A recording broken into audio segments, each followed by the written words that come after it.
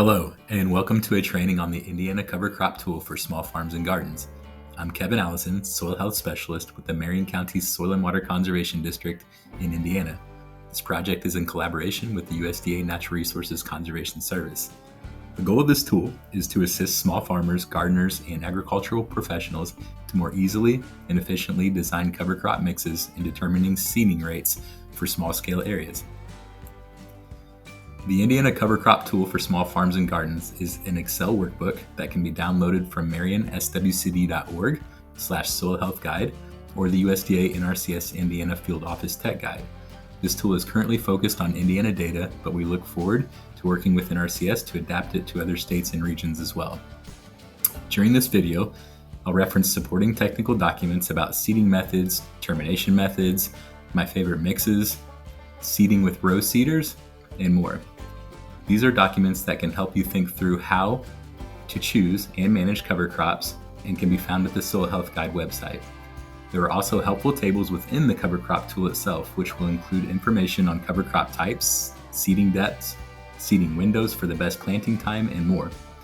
We'll look at these resources and then use the cover crop tool to develop cover crop mixes and obtain seeding rates. I'll also show pictures of what different rates might look like in the garden and discuss why you might want to raise or lower these rates depending on your situation. The cover crop table serves as the basis for the calculator. This table lists common cover crop species in Indiana, their type, whether or not they'll survive the winter, termination methods applicable to that species, growth height, and carbon to nitrogen ratios at maturity. For example, a mix of oats, field peas, and oilseed radish consists of a grass, legume, and brassica, a mix that would be expected to reach medium height and winter kill. On the contrary, a cereal rye cover crop will overwinter and become taller, more carbonaceous, and have a higher seed-in ratio as it grows towards maturity in the spring. A hairy vetch cover crop, on the other hand, is a legume that is expected to overwinter but has a lower seed-in ratio, and being a legume will likely provide nitrogen to the following crop. A blended mix of rye and hairy vetch would therefore be expected to provide a more balanced seed-in ratio. The next page of the table provides information on planting, including minimum germination temperature and optimum seed depth. The surface broadcast potential column indicates that seeds' potential to germinate if broadcast on top of the soil rather than being planted in the soil. Note that while broadcasting can be a useful strategy in some situations, germination is often best achieved with more seed-to-soil contact. The next three columns are seeding rates in ounces by weight per 100 square feet for a low rate, a normal rate, and a high rate. These rates were calculated by converting NRCS Indiana seeding rates from pounds per acre to ounces per square foot. The normal rate is based on how much seed is needed of that single cover crop to achieve 100% canopy cover at maturity. A normal rate of radishes would be expected to fill the garden area with vegetation. A low rate is half that rate. So low rate of oats would be expected to only provide 50% coverage when it grows to maturity. A high rate is double or 2 times the normal rate, which will result in a thick stand. On the right side of the table, there is a list of important guidelines for seeding rates and mixes. We'll go through each one of these in detail as they give considerations on choosing a low, normal, or high rate of each species within a mixture. But first, let's look at the Create a Mix tab of the Excel tool, where you can find how to design mixes. So this is a screenshot of the main calculator, which pulls information from the cover crop table we just covered. The tool allows you to select cover crop species from a drop-down menu to make the mix. We then choose a rate of low, normal, or high for each species in the mix, and it auto-populates each rate in ounces per 100 square feet. Enter the area of garden space to cover crop in square feet, and the calculator tells us the amount of seed or bulk rate in pounds and ounces that we need for that area. A larger garden or market farm with multiple growing beds might find it useful to enter the number of beds that will be receiving this mix to obtain the total amount of square feet and total weight of seed. You'll also notice columns named divisor and PLS. I'll give examples of how to use the divisor later, but the PLS is pure live seed, or the percent of viable seed that is capable of developing into seedlings. This can be found on seed tags or by calling ahead to a cover crop provider. If the seed has less than 100% pure live seed, then we'd expect not all of it to germinate and would therefore need to plant more seed to compensate. By entering the PLS for each species from your seed tag into the calculator, it will increase the seeding rate to compensate, so you'll be planting enough viable seed to reach your desired rate. Again, the choices for each cover crop are low, normal, and high rates. Low is 50% or half rate, normal is 100% rate, which we would expect to have full canopy of vegetative cover at the cover crop's maturity, and high, which is twice the normal rate. Let's take a look at some examples. This is a raised bed in the fall that has been seeded with a cereal rye cover crop. What do you think the seeding rate was? Are immature, but already in high population and covering almost the entire soil surface. This is a cereal rye cover crop with the addition of radish.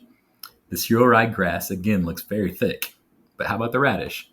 If we were to imagine that the cereal rye was absent, the radish would cover only about half of the soil surface. I'd anticipate the rates being high cereal rye and low or half rate of radish. This is a picture of oats, field peas, and hairy vetch. This was a spring planted cover crop. It looks a little sparse, but giving it time, I would imagine that the bed will fill up with vegetation as this cover crop reaches maturity.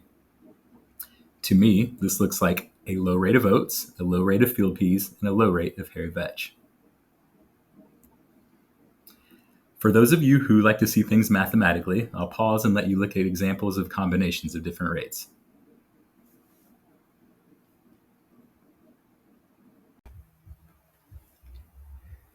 General guidelines for seeding rates and mixes can be found on the cover crop table within this tool. Let's take a look at how this guidance might impact your seeding rate decisions. First, increase your rates as you move to a seeding method that is less assured of good seed to soil contact. On the picture on the right, the grower is shallowly incorporating the seed, thus increasing its potential for germination. In the bottom picture, the amount of sweet corn residue might make it difficult to incorporate the seed, so the seed is broadcast on the soil surface. In the case of broadcasting, one may want to increase the seeding rate as germination rates might be low. Next, increase rates if a primary purpose is weed control. This is very common in gardens and organic agriculture, where one of the primary ways to suppress weeds is cover crops. Buckwheat, for example, is sown in the summertime, often to fill the gap between spring and fall vegetables.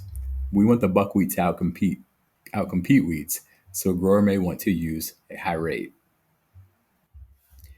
Increase rates as you reach the end of the optimum seeding window, as you move north, or if you plan to terminate the cover crop earlier than maturity. All these conditions usually mean that the cover crop might not have as much time to grow. This mix was seeded under kale towards the end of the season. Knowing that the cover crop will winter kill before it reaches maturity, this grower decided to sow a thicker stand in order to better cover the soil with vegetation and roots. Decrease rates as you increase soil fertility, as each plant will likely grow more vigorously. Also, decrease rates as you move towards a more diverse seed mix. If we have a 5-way mix and select a high rate for each cover crop, that is technically 10 times the amount of a normal rate. When there are many species in a mix, it is often better to keep individual rates at low. You can see here that this grower decided to keep all the rates at low so they would have enough room and not outcompete each other. Pre-inoculated legume seed weighs about 1/3 more than raw seed. Increase the rate by 1/3 to plant the desired rate. Certain species are highly competitive against other species in a mix. Some examples of these include radish, oats, sorghum Sudan grass, and cereal rye. Use low rates of these species in a mix to prevent them from dominating the mixture. For example, with this oats and crimson clover mix, I'd like the crimson clover to survive the winter and flourish in the spring. I don't want the oats to outcompete the clover, so I keep their rates at low. In this picture, you see a high rate of oats that is outcompeting the clover for sunlight. Once the oats die, they might fall over and create a mat, completely suppressing any chance for the clover to emerge. This is cereal rye and crimson clover. The high rate of rye mostly outcompeted the clover except on the edges. If the grower wanted a balanced mix with a thick legume component, lowering the rye rate could help. However, if the grower wanted to crimp long-lasting and thick cereal rye mulch, leaving the rye rate at high may be better to achieve that goal, even if it does mean less legumes. And speaking of legumes, they tend to be weaker competitors when compared to the grasses. I advise keeping them near normal or high rates to ensure their establishment. This is a mix of oats and hairy vetch. The oats are at a low rate, and the legume hairy vetch is at a high rate. In the spring, I like to mow the hairy vetch and tarp it before planting sweet corn.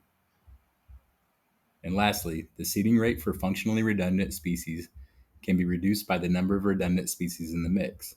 For example, the objective of this mix is a high for the legume portion of the mix.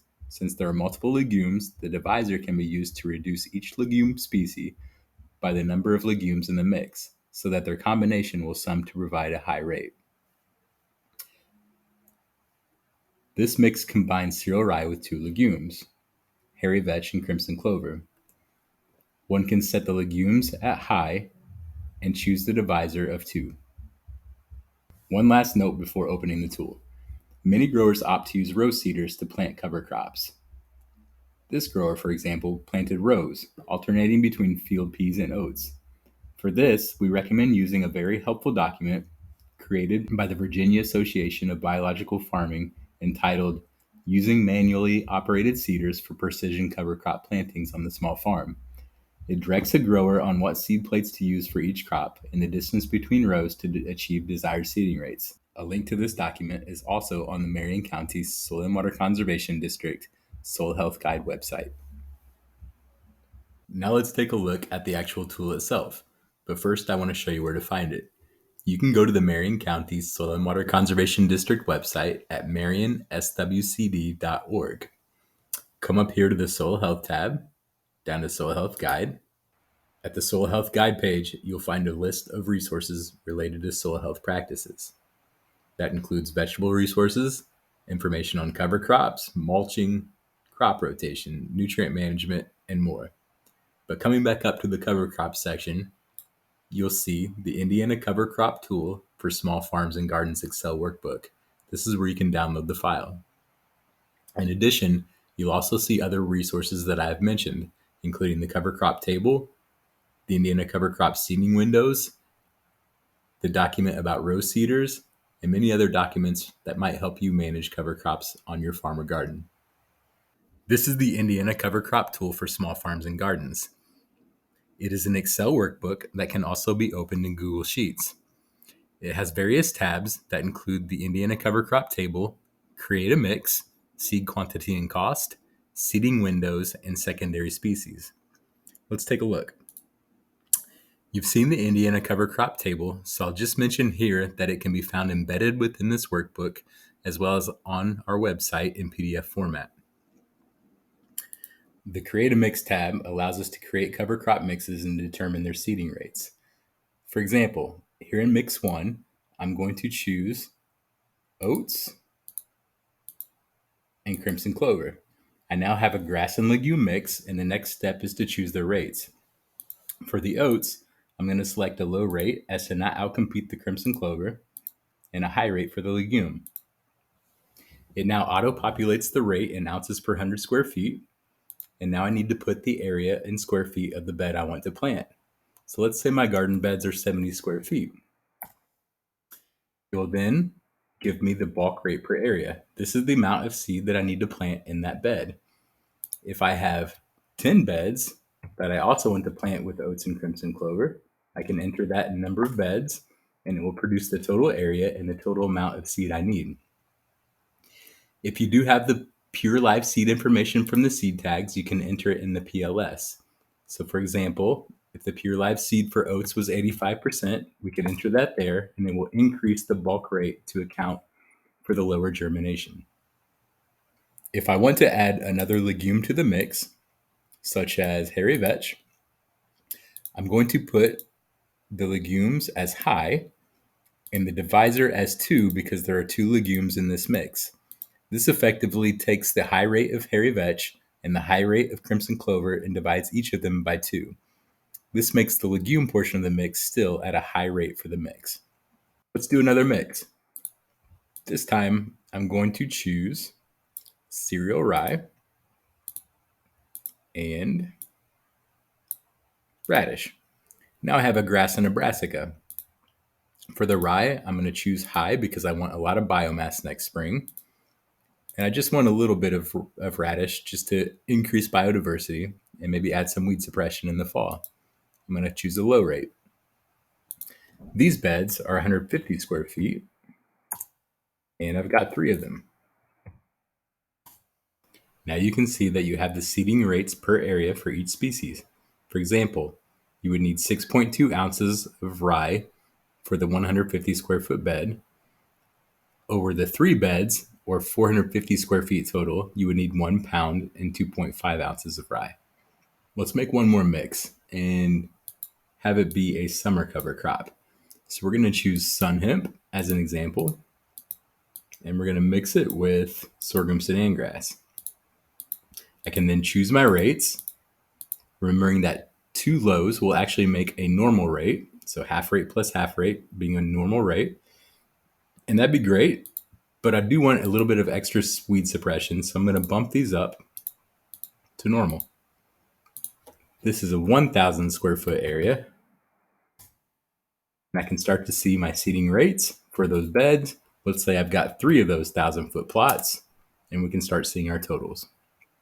On the page to the right, you'll see the same cover crop mixes, but here we can keep track of our planned planting methods and our planned termination methods.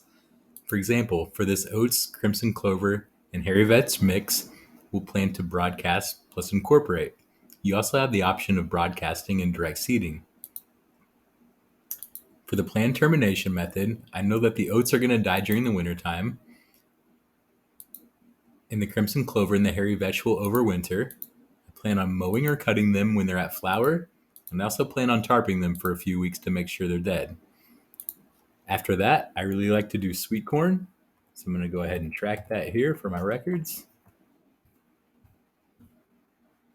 And add any notes that you'd like. For the winter cereal rye, let's plan on broadcasting that mix, and then planning on termination by crimping it in the spring and tarping it for a few weeks.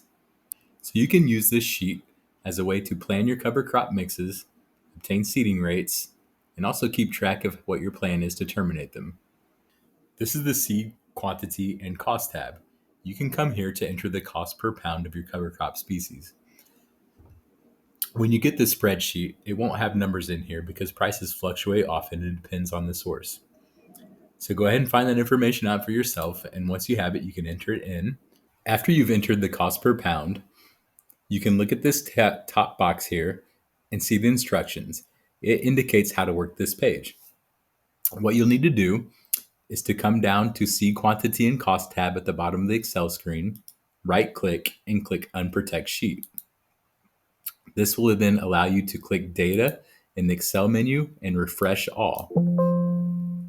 Click Yes, and it will let this table populate with the species in your mixes, as well as the total amount of seed for each species needed, the cost per pound, the cost per species, and the total cost of seed. After you're finished with this sheet, you can then right-click on Seed Quantity and Cost and protect the sheet once again. The Seeding Window tab contains the seeding windows for cover crops in Indiana. This is a very useful document that allows you to see when is the best optimum time for certain cover crop species to be planted. This can be found embedded within this workbook, as well as on a PDF on the Soil Health website. Finally, there's a Secondary Species tab. This is mainly for NRCS programs, but it does contain information about species that could be added to a cover crop mix. It also contains a few species that aren't necessarily recommended due to their aggressiveness or certain barriers. You can read here more for information on those species. With that, I think we'll wrap this up. Thank you for listening to this training on the Indiana Cover Crop Tool. Once again, my name is Kevin Allison, Soil Health Specialist with the Marion County SWCD in Indiana. This is in partnership with the USDA Natural Resources Conservation Service and the Urban Soil Health Program in Indiana. You can find the Cover Crop Tool at marionswcd.org/soil health guide, as well as the Indiana Field Office Technical Guide. You can also join our newsletter at marionswcd.org/connect, so you can find out about upcoming trainings, workshops, opportunities, as well as any updates to this tool. Thank you very much. Have a good day.